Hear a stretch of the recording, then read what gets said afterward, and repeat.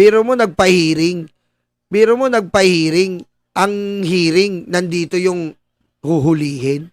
Sa makakita nun. Kaya kita niyo yung mga tanong ni Bato? Tingnan niyo yung mga tanong ni Bato? Kumukuha na siya ng clue eh. Kumukuha na siya ng clue eh. Who give the order? Inaalam niya na eh.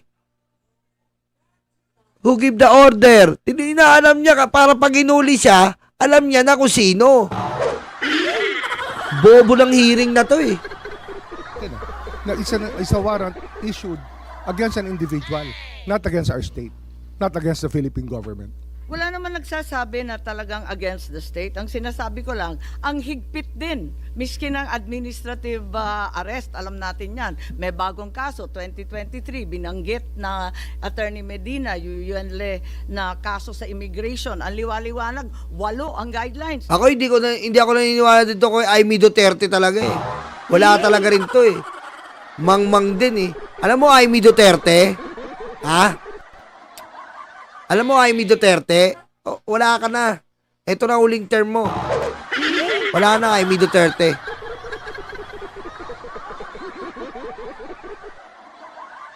Wala ka na Amy Duterte. Tingnan natin kung may iboboto ka ng mga DDS luga. So, mabigat-bigat yan. Hindi naman na isatupad kasi babalik nga sa korteng lokal. So, nagtataka ako kung ano nga bang klaseng aresto to? Ang masasabi ko dito talaga, kasi nga, ito nga yung saklaw ng pinag-uusapan sa Korte Suprema. Kaya sa akin po, mas gugustuhin kong intayin ang magiging hatol ng Korte Suprema. Tama naman yan kasi. Wala na eh. Hindi nila hinayaan kaya nga hindi siya laumatin eh. Kasi nasa Korte Suprema na. At tapos yan, magkakaroon po ng meron pa 2 aarestuin eh. At actually 3 si Sara pa. Aarestuin yan. So, alam na nila kung sino ang mga kikilos. O, magkakaroon na ng idea yung mga aarestuin. Diba? Para tayo talagang tanga dito eh. Nagsasayang tayo ng pera ng taong bayan eh. Alam mo, sinasayang lang neto ni Amy Duterte yung pera ng taong bayan. Grabe. Hindi ho natin, kahit magdamag po tayo dito, hindi ho magbabago ang paningin nyo at hindi ho magbabago ang paningin ko. Tama. Andito rin yung Madam Chair, if I yes, Senator. O, eto na yung isang kriminal. Please. I just would like to remind the Secretary of Justice that we are not here to determine kung sinong tama, kayo ang tama or kami ang tama. We are here. Wala kaming tiwala sa mukha mo. Mukha kami tama. Na malaman yung katotohanan. Because somewhere along the way, alam namin may nagsisinungaling. Kaya gusto namin malaman kung anong tama. Wala na nga. Oy, Ma'am Zayna Mika Daz Valdez. Thank you po. Alam mo, kahit mali sila, tama pa rin ang executive. Di ba sinabi nga din nung kasama nyo, yung Mandamus? Tama na sila sa Mandamus. Although illegally arrested, properly detained. Pumapayag si ICC noon. Sinabi na rin dyan nung attorney nyo kanina, nakasama nyo dyan. Ay, nako. Nagpapalapad lang kayo, hindi naman. Hindi po kami nagsasabi na tama kami. Tama si Justice Ascuna. Tama po kayo. Yung katotohanan lang po ang ating kinukuha dito. So, Madam Chair, if I may, yung very clear man dito sa diffusion coming from ICC, sinabi dito, action to be taken, locate and arrest with a view to extradition. Assurances are given that extradition will be sought upon arrest of the person in conformity with national laws and or applicable bilateral and multilateral treaties. Kaya tanongin ko sana si SOJ or yung PNP, bakit sabi ni SOJ kanina na extradition daw cannot be initiated by us, it should be initiated by the requesting party, either ICC or Interpol. Am I correct, sir? Sila Tama po. Dapat ho, ICC. ICC po dapat. O, yan yung mga ganyan sa Supreme Court na yan eh. Anong gagawin mong batas? Anong gagawin yung batas, Amy? Nasa Supreme Court na yan eh. Oh. Kakalkalin lang mong ginawa ni Bato. Kinalkal niya na ng kinalkal. Tinignan lang kung sino umaresto. Oh. Tinignan lang kung sino umaresto. Inanam lang kung sino ang naging parte ng pag-aresto. Parang tanga lang eh. Nasa Supreme Court na eh. So bakit? Yun po yung sa extradition. Pero surrender po, sa atin po yun. Kaya nga, bakit wala man sinabi dito surrender? Extradition lang. Kaya nga, bakit hindi natin hinintay? Yeah, with a view to extradition, bakit hindi natin hinintay yung ICC na mag-initiate ng extradition laban kay Pangulong Duterte? Bakit binyahin na kagad natin doon sa Interpol? Wala man sinabi dito na kailangan natin. Excited kami. Yun lang yun.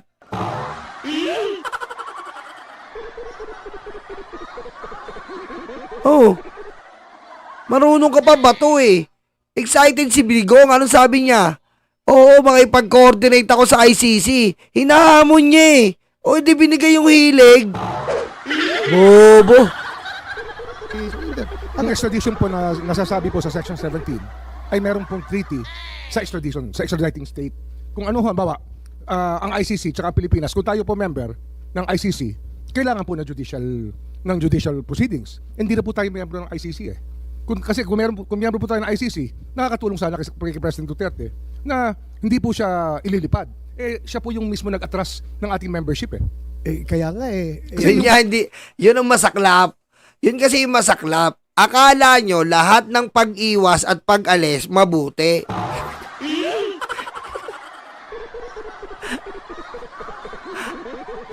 Diba? Akala nila lahat ng pag-alis mabuti. Eh ngayon, umalis kayo sa ICC, coordinated naman tayo sa Interpol, mas masaklap. Wala kang karapatang mag-explain.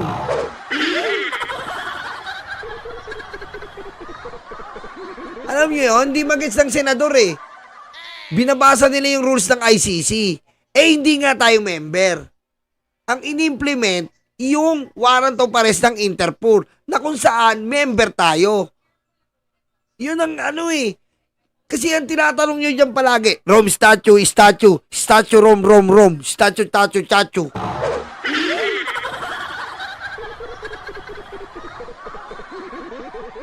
Hindi nga tayo member. Ang kitid ng utak nyo eh. Hindi tayo member. Pinadaan nga sa Interpol. Oh, kinuha ng Interpol. Pagdating doon, hindi pinababa, di ba?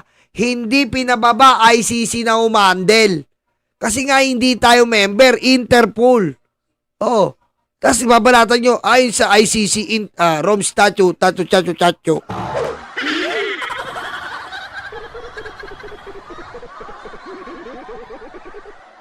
Hindi nyo pwedeng banggitin dyan ang tungkol sa ICC dahil hindi tayo member. Ayun yung sinasabi ni Remulla. Pero kung member tayo, pwede tayong mag-argumento sa Rome Statute ng ICC.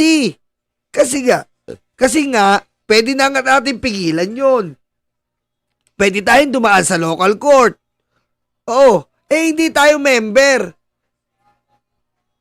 Ang sinunod lang talaga, warrant of arrest. Kumbaga parang may warrant of arrest sa Interpol, wag nyo intindihin yung ICC, basta may warrant of arrest sa Interpol, yun ang importante sa ekotibo, warrant of arrest sa Interpol. Simple as that. Oh.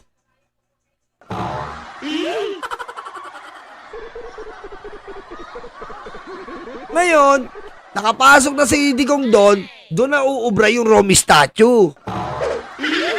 Yung mandamos. Diba? Doon na uubra ngayon yung mandamos.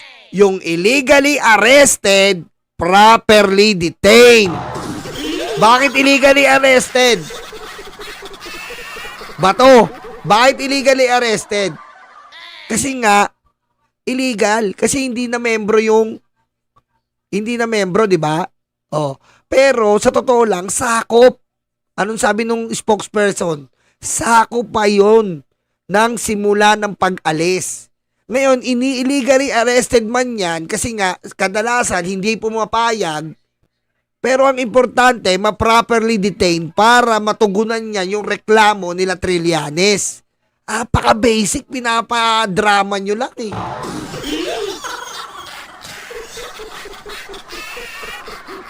Ang gusto kasi nila, katulad ni Sara at ni Sulaika, camera, paawaan ng taong bayan, hindi na ganun uubre.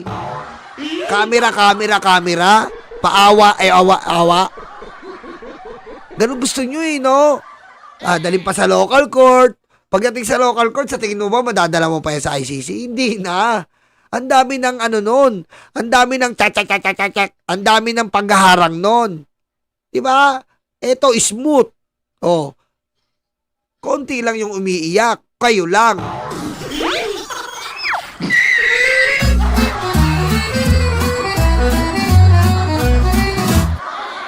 Napaka-basic Napaka-basic lang talaga Isipin niyo po, napaka-basic. Nag-comply sa Interpol.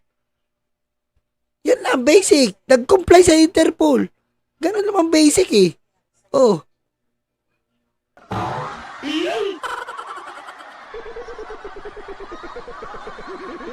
Ayan, sabi ni Sir Christian, Malecaptus Benedentus illegally arrested, properly detained.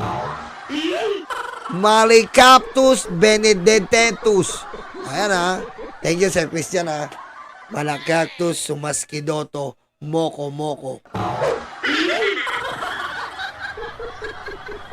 Yun po yung malinaw po. Na may treaty po na kinakailangan para magkaroon ng extradition. Yes. Wala pong treaty Kasi nag-withdraw na tayo sa ICC. Yun! May treaty kung saan magkakaroon ng pag-uusap ang local at ang ICC. Wala yun. Kasi nag-withdraw tayo sa ICC. Anong i-apply natin ngayon? I-apply mo yung warrant of arrest na lang ng Interpol. Napaka-basic Kasi di ba treaty yung dati?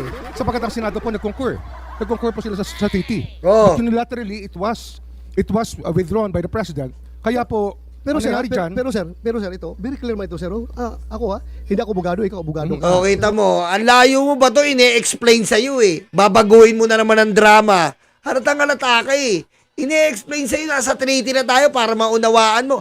Pero sir, gaganyan ka na naman. Babaguhin mo na naman. Halatang halata ba to?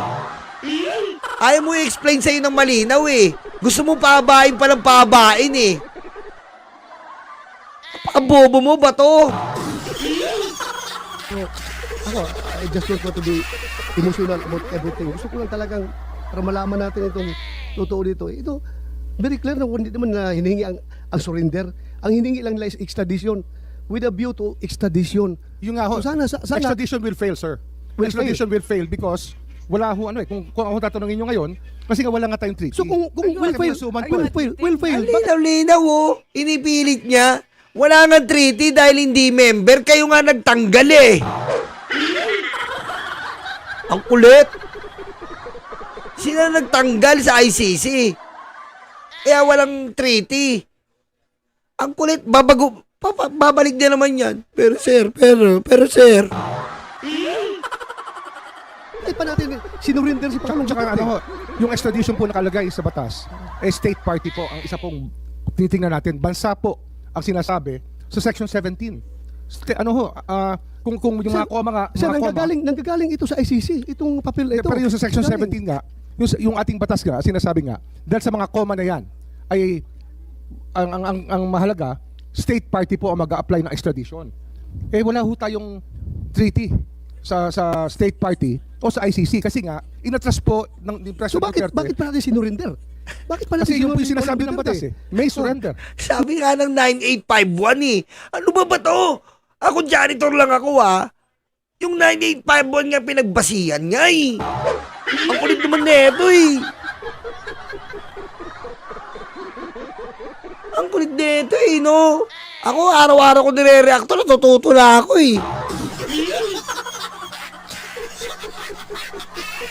Tinitignan mo yung ICC. Umalis nga kayo doon. Ang babasihan mo, 9851. Ang ulit na ito Ang ulit mo. 9851 nga yung inano. Ang ulit mo May po sinasabi. Opo. Ayun, that's what the law says. The law may be harsh, but it is the law. Ouch! Ouch! The law may be harsh, but it's kalbo.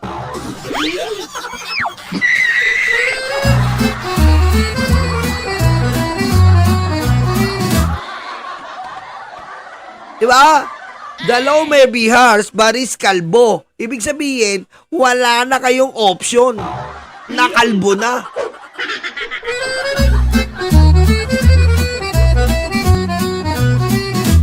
Yan ang mahirap ba to? Kayo ang batas dati. Salbay kayo. Ngayon, pag kayo sinalbahe, iyakin kayo.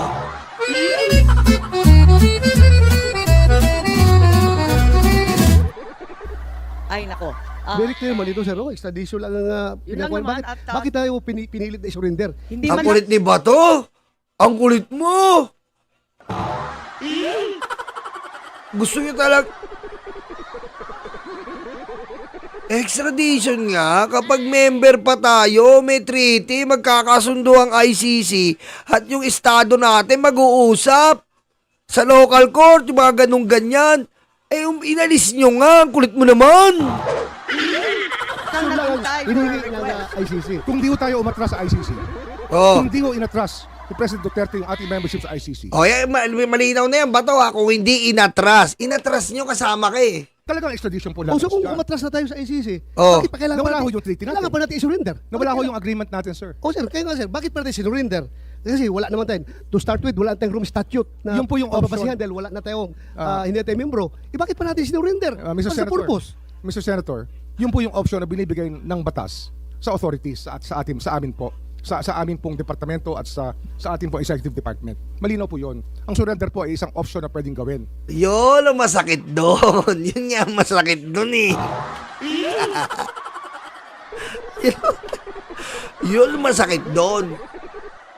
Bato. Mali din si Remulla yan eh. Kasi po, masakit po doon. Bangag po yung presidente, di ba? Sabi nyo, bangag. So, ang dami-daming pipiliing word, surrender po napili. Bangag po kasi.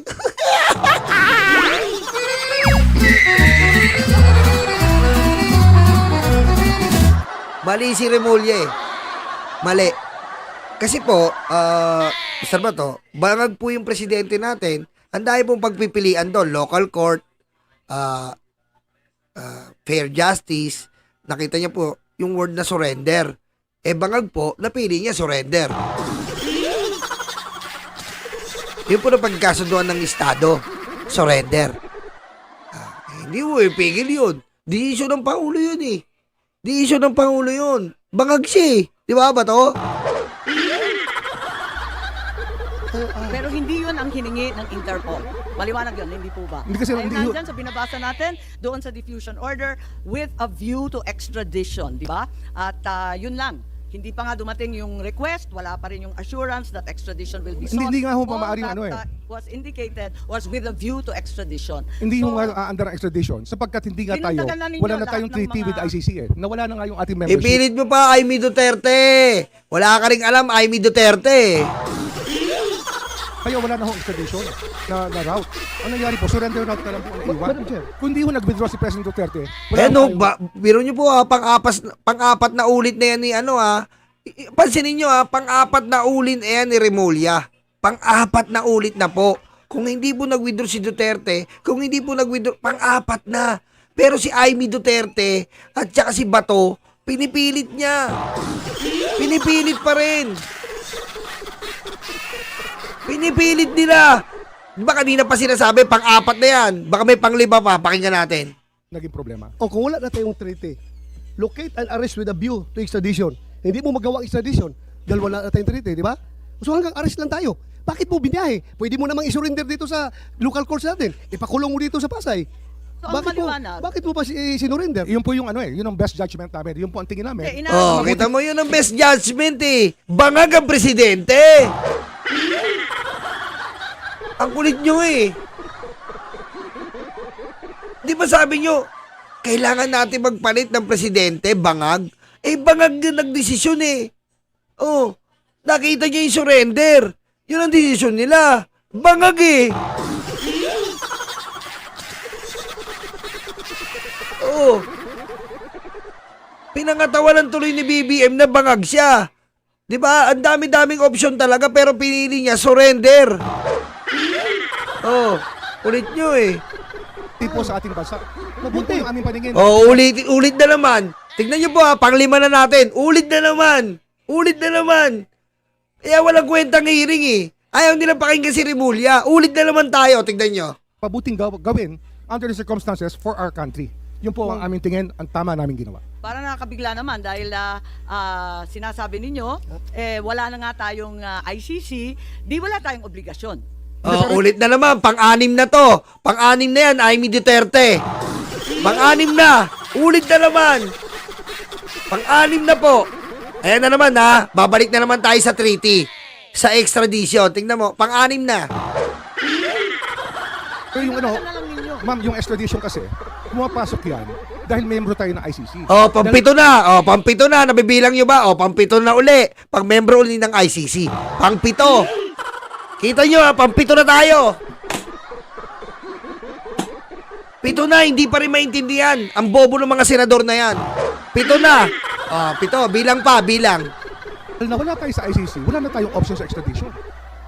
Kasi tayo mismo nag-withdraw, nawala tayong treaty natin. Kaya sumugal tayo sa surrender. Kaya yun talaga yun ang naging best judgment namin. ang sugal na yon, hindi nagsasaad na may obligasyon ng Pilipinas. Walang obligasyon talaga. Hindi, ano ho ito eh. Ang obligasyon ito to the rest of humanity. Wala na nga Yun nga ho yun extradition. eh. Kasi Ano yung pa sinusunod po obligasyon? natin, yung ating international humanitarian law na 1951. That is contained in Republic Act 1951, Section 17 pa rin po. Yan sabi natin, Romulia, tayong dalawa na nga lang mag-usap. Kahit janitor, pagtsagaan mo ako. Ako naunawaan kita eh. Tayong dalawa na lang kaya mag-usap. Sinabi ko na yan kanina, 9851 niya, ang pinagbasihan. Ang pinapakita nila sa inyo, yung ICC.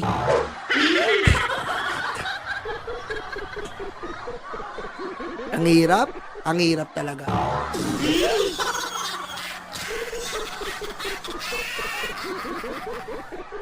Ayaw nila tanggapin eh. Ang linaw eh.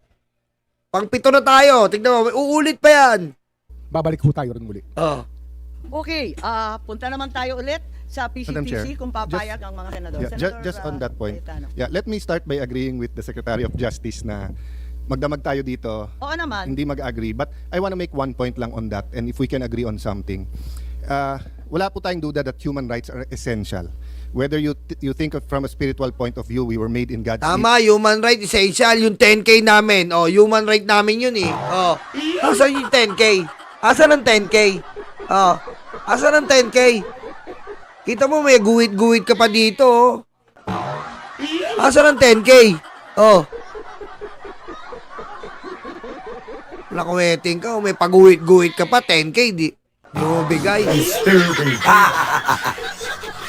image, DNA ng Panginoon, or whether you look at it from a humanistic point of view, na human rights, no, is essential. Okay, klaro yun. Having said that, klaro din na napupolitika at nawe-weaponize ang human rights. So when I was DFA Secretary, kaharap ko po mga ibang European Parliament, maganda usapan namin, pero pinipilit sa atin na abortion is a human right. Iba po yun sa ating... Anak ng wedding, napunta na tayo sa abortion, no? Ang gara nito ni Bato, ni ano. Alam mo kay Tano, may isip ka ba? International Criminal Court. Hindi naman International Abortion Court. Anong kinalaman ng mga European sa abortion naman? Anak ng wedding naman talaga, oh. Sinisiraan mo yung ano ng mga European, mga basis naman ng European na sila, naniniwala sila sa abortion, tayo hindi. Anong kinalaman mo ng abortion? 10K naman, oh. Stupid.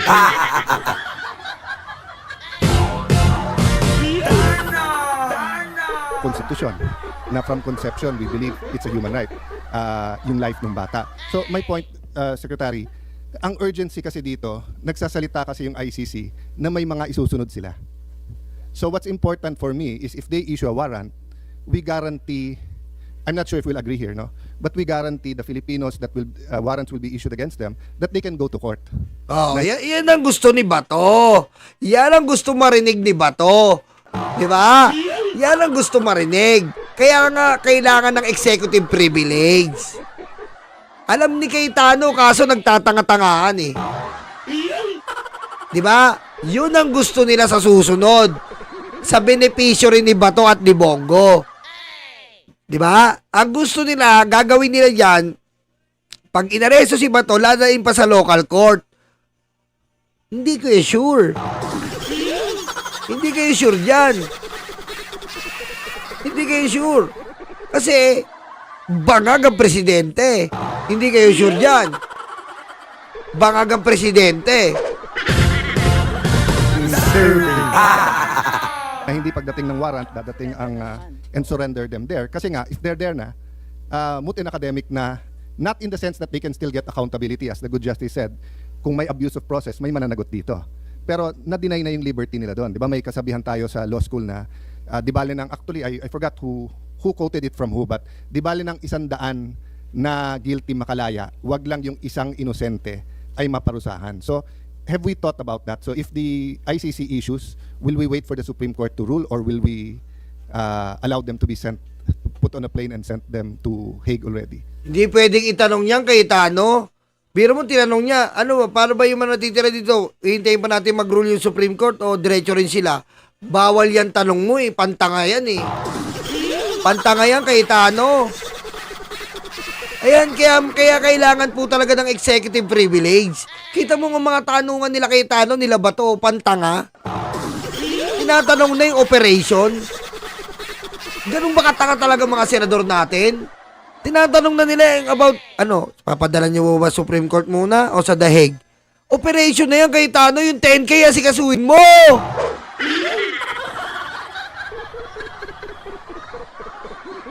Asikasuhin mo yung 10K.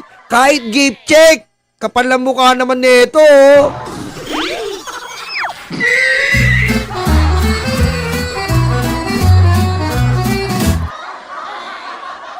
Kahit gift check. Hindi mo. That was the option that we had to consider in the executive department. And we believe that we acted in our best judgment in surrendering him to the ICC. I meant Secretary after. So now that there's a pending before the Supreme Court, kung biglang mag-issue for 5 more Filipinos, sino man sila, will we allow those Filipinos Tignan mo, tinatanong niya no, kung mag-issue daw ng 5 more warrant of arrest, bawal yan eh. Wala na. Alam na yung plano. Kaya nga, tignan mo, bawal yan no. Pero mo kung ganyan yung kay Duterte, wala na tayo. Kita mo tinatanong kung di ba naman mangmang.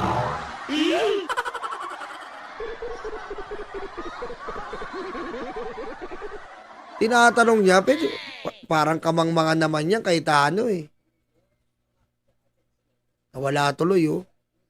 Asa na ba yun? Uy, si Bongo, tahimik ang kapaligiran. di bale ng, actually, I forgot who quoted it from who, but di bale ng 100, To the rest of humanity. Wala na nga Yun nga ho extradition. di bale ng, actually, That was the option that we had to consider in the executive department. And we believe that we acted in our best judgment in surrendering him to the ICC. I meant Secretary after. So now that there's a pending before the Supreme Court, kung biglang mag-issue for 5 more Filipinos, sino man sila, will we allow those Filipinos to, if they're detained here in the Philippines, then go to the Supreme Court, or will we put them on a plane and send them to Hague? Considering that the Supreme Court is now looking into this legal issue. Yun nga ho eh. Kasi nga kaya, hindi ko lang kasi iniiwasan po namin sabihin yung sub judice eh. Kasi nga, napakahalaga po na maging judgment ng Supreme Court. Kita mo? Kita mo? Oh, binubuking ni Cayetano eh. Binubuking niya eh. Tignan mo, ayun kasi talaga sagot. Yung Supreme Court. 'Di ba? Kung walang makikitang pagkakamali ang Supreme Court, di diretso si Bato sa The Hague. Oh, yun naman eh. Ba't may hearing pa eh? Parang tanga, 'di ba? Ba't ka mag-i-hearing pa? Naghihintay na nga tayo ng pwede ng Supreme Court. Tapos inaalam pa ni Cayetano na may 5 warrant of arrest pa. Didiretso yung bandahig? Pantanga, di ba? Pantanga, di ba? Pwede mo naman tanungin yun. Yung dalawang kumag nandyan, si Bongo tsaka si Bato nandyan. Yung dalawang kumag nakikinig maigi yan.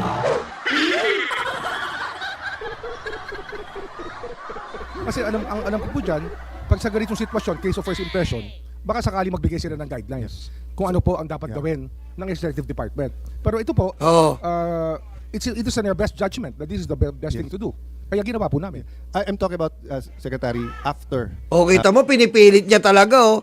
Pinipilit niya talaga. Senador ba to? Naging ano ba to? Attorney ba to? Ano ba to? Naging attorney to, di ba? Ba't ganito to?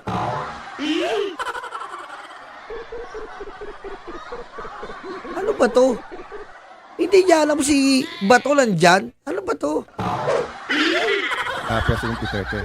I don't know if you can answer it by yourself or it's the cabinet as a whole, but I would honestly ask you to look at it. I mean, sincerely ask you to look at it and kung pwede, kung mag-issue ulit yung ICC, allow them to go to court before we send them. So I'm talking about after Duterte. Kasi even in your statements naman before this, you have an option, di ba? So I'm just saying safer option yung before Philippine courts kasi Hindi mo na, huwag mo na daan Supreme Court. Huwag mo na daan Supreme Court, nagbibigay tayo ng hustisya dito. Kung yung mga tao nga, mga bata, hindi nila hinayaan mabuhay eh. Putik sila, may option. Siraulo ka ba kay Tano? Yung mga bata nga, oh. Yung mga bata, patay na. Wala nga silang option kundi mamatay na lang eh. Eh, ang bibigyan mo ng opsyon? Aba, wala ba kayong puso? Yung mga bata, wala na. Pinatay nga nila, may bala pa sa katawan. Tapos yan, pagdating sa kanila, Supreme Court mo pa?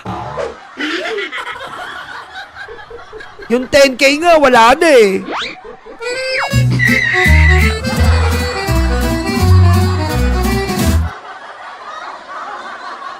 Ano yun? Pag sila BBIP, ganon. Pag sila BBIP, pag mahihirap, wala, kawawa. Kahit nakikiusap, pinatay. Tapos yan, bibigyan mo ng BBIP, Supreme Court muna. Engot pala to eh. pag nandun na, wala nang rewind eh. Diba? So let's say you have 3 Oh, walang rewind. Yung buhay ng mga EJK, may rewind. Sabog ka ba kay Tano? Ha? Yung buhay ba ng mga EJK, may rewind? Nakita mo na rewind.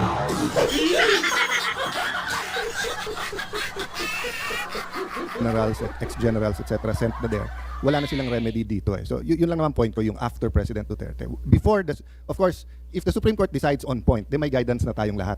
But while it's pending, it might be safer no, to allow the Filipinos to seek redress here. Mahirap pong mag-commit. Ayoko kong magsinungaling. Mahirap pong Yes, I mag-commit. understand. Pero Please ang consider mahalaga that. po, sabi ko nga, kaya nga Ang mahalaga, sabi mo, Mr. Romilla, ang mahalaga, madala si Bato tsaka si Bongo doon. Huling-huli na si Sara. Yun naman sabihin mo, para mataranta yan. Para umusok. Gagano na naman yan. Ay, pin you down. Gagano na naman yan, oh. Remulya, I pin you down. I pin you down. I will pin you down.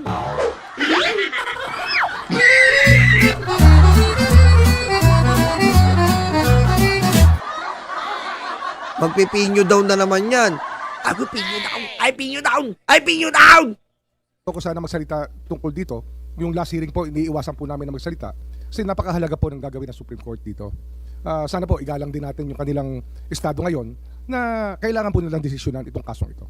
Ang dinidiin lang natin, tulad ng sinabi mo nung umpisa, na nangingibabaw sa lahat ng ating saligang batas. Kahit ano pang mga batas yan, kung ano man tratado yan, mangingibabaw lahat ng Bill of Rights, ang karapatang pantao, mangingibabaw sa lahat. Kaya nagugulanta lang kami na meron naman palang options bakit pinili yung labag sa batas? Yun ang pinagtatakahan namin. Babalik muna tayo sa PCTC at kung maaari... Karapatang pantao? Wala kayo nun. Karapatang pantao. Huwag nyo kami lokohin. Karapatang pantao. Wala kayo nun. Talong mo kay Duterte kung alam niya yung karapatang pantao.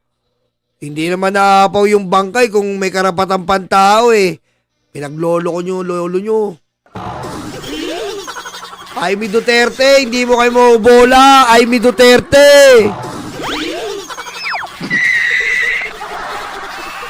Oh, eto na. Ready na ba lahat? Hoy, ready na ba kayo dyan? Eto na naman po, ang walang kamatayang naglalakad sa gabi.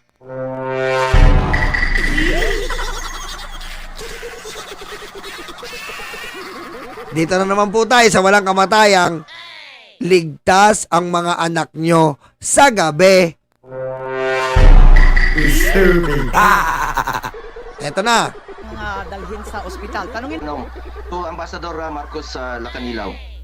Totoo ba na Ay, di yan. Asan na ba yun? Yung unang speech nito, naglalakad sa gabi. Dito muna tayo sa naglalakad sa gabi. Hinay na. anyway,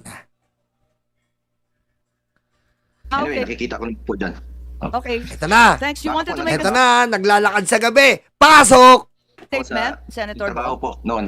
Baka po nagtrabaho siya noon sa former administration ni Pangulong Duterte. Okay, Anyway, Senator good Bong, day, you Madam wanted to Chair. make a statement? Sorry. Yes. Okay. Meron po akong opening statement. Good day, Madam Chair, distinguished colleagues, and to the resource persons present in this hearing. Mabuti naman po at nakadalo ang iilang opisyal po ng gobyerno para mabigyang linaw ang mga kaganapan sa pag-aresto at pag-surrender kay dating Pangulong Rodrigo Duterte. Pero kulang pa rin po, marami pong wala.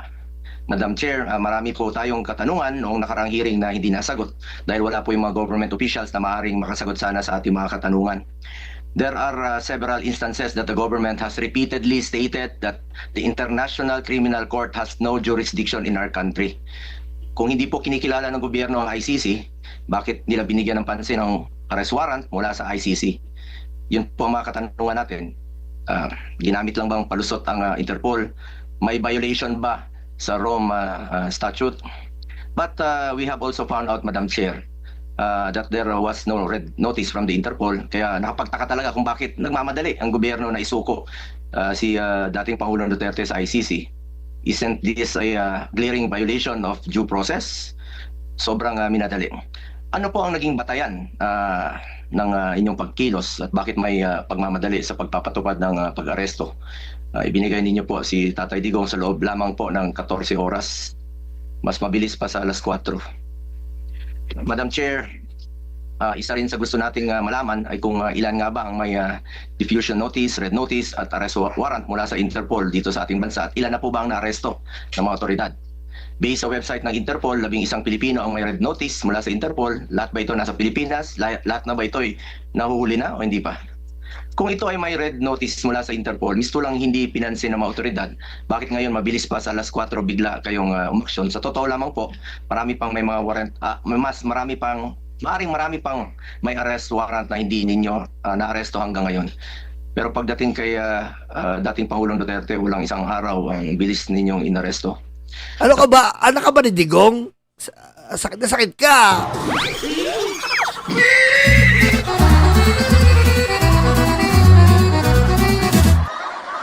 Ha? Anak ka ba ni Digong? Ha? Busy ka kay Digong ha. Ang tanong ngayon, may babalik pa ba si Tatay Digong o sadya ninyo talaga siyang inilayo dito sa ating bansa? Mabalik naman kasi nga, garapon nga lang. Ang problema nga, dati nayayakap mo, ngayon medyo maliit na siya, small size, nasa garapon. Di ba? Di ba? Tsaka, Bongo, ganun pa rin sinasabi mo, fragile. Mas fragile siya ngayon, babasagin na siya. Kung mag-alala. Di ba? Siya sabi mo, di ba, fragile na ang matanda. O, yun, mas fragile ngayon kasi talagang pag nabitawan mo, talagang wala na. Lili pa rin. Bakit po? Para sa akin, hindi natin kailangan maging abogado. Let's call a spade a spade. Dahil obvious naman, gusto talaga nilang isurrender sa ICC si Tatay Digong. Kaya sabi ko dati, kahit mag-hearing tayo dito araw-araw, ang importante po ay mapauwi si Tatay Digong. Bring him home. Anak to eh. Anak na to. Anak na Digong to. Anak na Digong to. Kaya parang si Selo sila Sara dito. Anak to eh. Anak to. Anak na Digong to. Dito sa sarili nating bansa, dapat harapin kung ano man ang inaakusa sa kanya. Unfortunately, Madam Chair, gusto ko talagang mag-participate araw-araw. Sama tayo dyan sa hearing. Pero hindi ko po kaya humarap sa ilang tao sa pagdinig na ito na hindi marunong rumispeto. Ayop! May dahilan pa! Gusto ko sana umarap dyan araw-araw. Anak ng weteng, oo. Baka sinungaling mo. Araw-araw ka nangangandidato eh. Anak ng weteng. Nagdahilan pa. Nagdahilan pa. Araw-araw sana akong harap dyan. Kaso, hindi ko masikmura yung mga mukha ng tao dyan. Umugot pa, no? Mga ilang taong tatakbuhan ka, Oo. hindi nagsasabi ng totoo, Oo. hindi man lang kayang rumispeto sa isang kasamahan ninyo sa gobyerno. Oh. Ay, mahirap na, baka mamaya talikuran at buwan na naman ako. Respeto po ang importante dito sa isa't isa. Respeto sa Pilipino. Oh. Sa mga pulis naman po, unahin nyo muna resolbahin ang problema sa kidnapping ngayon. Uy! Pero inuna nyo pang inaresto. Inuna nyo pa. Pakailamero? Pakailamero ka? Pakailam mo sa kanila. Pakailamero ka? Eh, kayo nga eh. Mga sabihin ng pulis, ikaw nga eh. Sabi nyo, 6 na buwan yung droga eh. Oh, ano nangyari? Nga.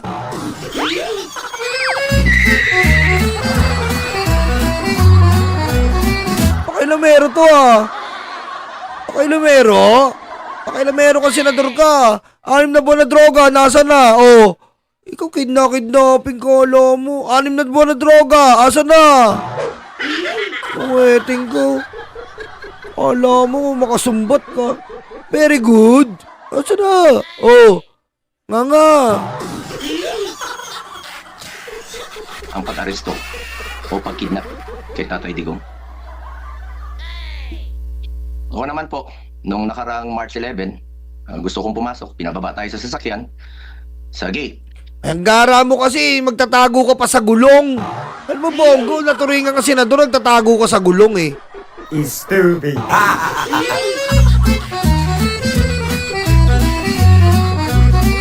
Oh, akala mo hindi ka makikita ng mga sundalo. Di ba nandun ka sa gulong, nakaganon ka pa sa gulong? Oh. Sama mo si Anilet. Akala mo hindi ka na makikita. Kita ka kahit nasa gulong ka. Kahit si VP Sara, hindi rin po pinapasok isang abogado at anak pa ng dating Pangulo. Ngayon, maayos naman kayong tinanggap sa Senado. Sana marunong rin po kayong magbigay ng kortesiya. Lalo na gusto lang nating masiguro na ligtas at nasa maayos na kalagayan si Tatay Digong, lalong-lalo na po ang kanyang kalusugan. Nakakalungkot lamang po, matanda na si Tatay Digong. Alam ko naman na matapang at matatag siya. Pero kitang-kita naman natin sa kanyang iniinda. Harmless at fragile na po si Tatay Oh, Digong. fragile din naman siya, harmless and fragile. Pagbalik niya dito, same naman, Bongo. Harmless and fragile. Siguro yung pagka-fragile niya, very, very, very fragile. Okay? Very, very, very fragile na siya. Kasi, nasa garapon na siya eh. So, babasagin yon. Kaya, huwag kayong magalaw. Okay? Pag pinapasa niya yon, huwag kayong magalaw. Kasi pag once na magalaw kayo, mabasag yon, wala na. Okay? Lili pa rin yun. Fragile pa rin. Same pa rin naman. Hindi na siya dapat ipinilit, ilayo at dinala sa ibang bansa. Hindi na po siya tatakbo sa inyo. Hirap na nga siya maglakad. Maski pagtali ng kanyang sintas at medyas, hirap na po siya. Anak na weting, oh. Kaya pala nakatsinelas eh. Okay. Putik, pati pagtali ng sintas ah. Sayop. Ayop talaga. Kawawa naman si tatay ah. Lahat naman po tayo tumatanda. Lahat po tayo ay may minamahal na lolo at lola, Oh. tatay o kaibigang may edad na. Oh. Ang sakit po makita na yung taong binigay ang lahat para sa atin ngayon ay mag-isa na po sa isang kwarto sa banyagang bansa. Gusto mo ba samahan mo? Gusto mo samahan mo? Dalawa kayo ni Bato. Nalulungkot pala kayo, samahan mo. Wala nang pipigil sa inyo eh. Unahan nyo na yung ICC. Samahan nyo na. Diba? Doon talaga makikita yung loyalty nyo. Oh, dati sabi ni Bato, sasamahan niya. Ngayon, tatago na siya. It will do more harm po kung maiwan siya na nasa ibang lugar at hindi. At kung sa hindi inaasahan, paano na lang po kung may mangyayaring masama sa kanya doon?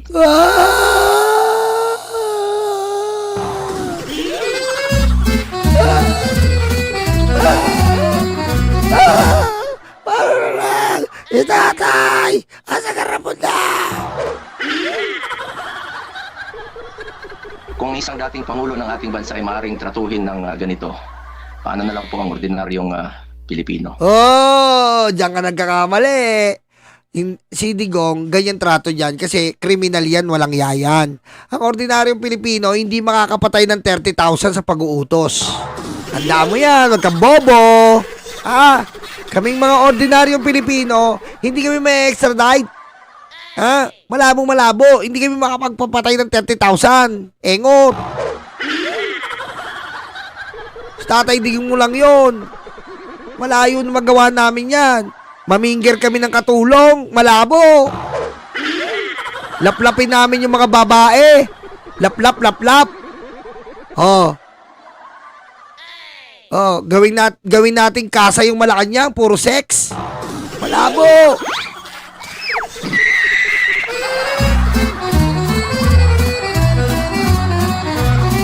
Diba?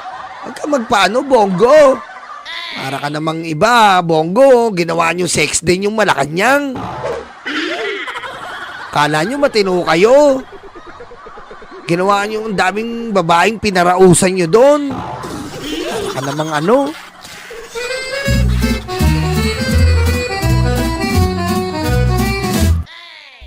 Nagpapasalamat po ako sa komite sa pagsasagawa ng hearing na ito at sana makabalik na dito si Tatay Digong. Kung ano man ang kanyang pananagutan, alam ko po buong tapang niya itong harapin dito sa ating sariling bayan. We have our own judicial system. After all, it is for the Filipinos to judge if he has done his job effectively as president of this country. Pilipino po ang dapat humusga kay Tatay Digong. Kung nakakalakad ba ang ating mga anak sa gabi? Ayan na ang keyword!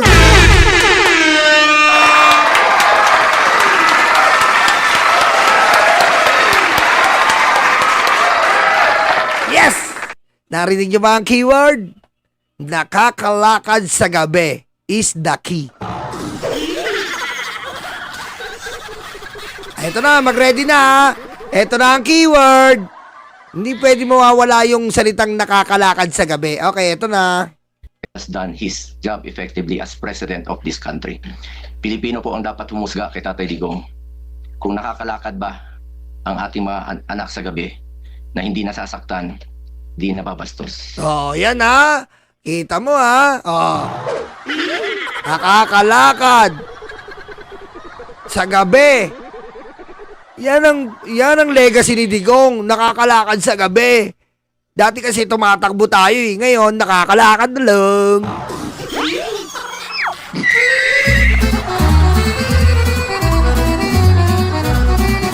Gandaling, no? Galing, no? Nakakalakad sa gabi lang ang sinasabi palagi. Tayo. Yung pala, ang ibig sabihin ni Bongo doon, kung nakakalakad ka pa, maswerte ka kasi buhay ka pa. Kasi kadalasan sa gabi noon, patay.